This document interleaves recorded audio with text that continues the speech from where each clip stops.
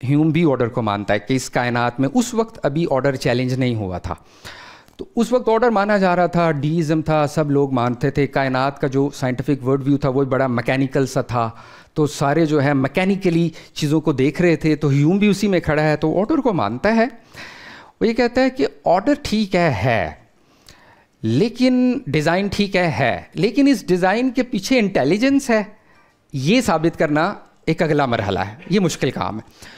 وہ پھر اس کو مثالوں سے ثابت کرتا ہے کہ اس کے پیچھے ضروری تو نہیں کہ انٹیلیجنس ہو, ویجیٹیشن ہو سکتی ہے, اور بھی اس طرح کی چیزیں لکھتا ہے. مثال کے طور پر درخت ہیں, یہ ایک ویجیٹیشن سے ڈیولپ ہو رہے ہوتے ہیں, ڈیزائن بن رہا ہوتا ہے, شاخیں بنتی ہیں, ان کے اندر وہ چیزیں ہوتی ہیں. یا درخت کے پتے ٹوٹتے ہیں, وہ نیچے گر جاتے ہیں, خاص طرح سے ڈیزائن ہم ان کے اندر سے کنسیو کر لیتے ہیں.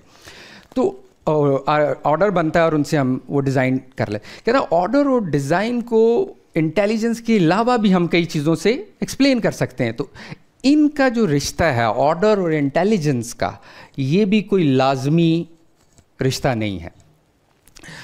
اچھا, پھر اس کے بعد وہ یہ کہتا ہے کہ ہم اس سارے آرگومنٹ کو مان لیتے ہیں, پورے ڈیزائن آرگومنٹ کو مان لیتے ہیں, اس کی ویک انالوجی کو بھی چھوڑ دیتے ہیں, جز کل کو بھی چھوڑ دیتے ہیں, ریپیٹیشن کو بھی چھوڑ دیتے ہیں, انٹیلیجنس اور آرڈر کے تصور کو بھی ہم پیچھے رکھ دیتے ہیں. اس آرگومنٹ کو ایز اٹ از ہم مان لیتے ہیں. پھر بھی جو عام طور پہ مذہبی لوگ اس آرگومنٹ سے ثابت کرنا چاہ رہے ہوتے ہیں وہ ثابت نہیں ہوتا. وہ کیا ثابت کرنا چاہ رہے ہوتے ہیں؟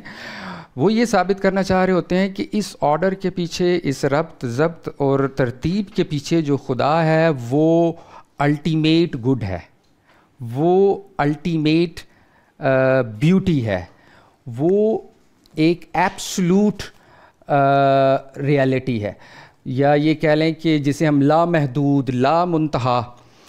انہوں نے پھر یہ کہا کہ ان سب کے باوجود یہ بات کہیں سے بھی ثابت نہیں ہوگی.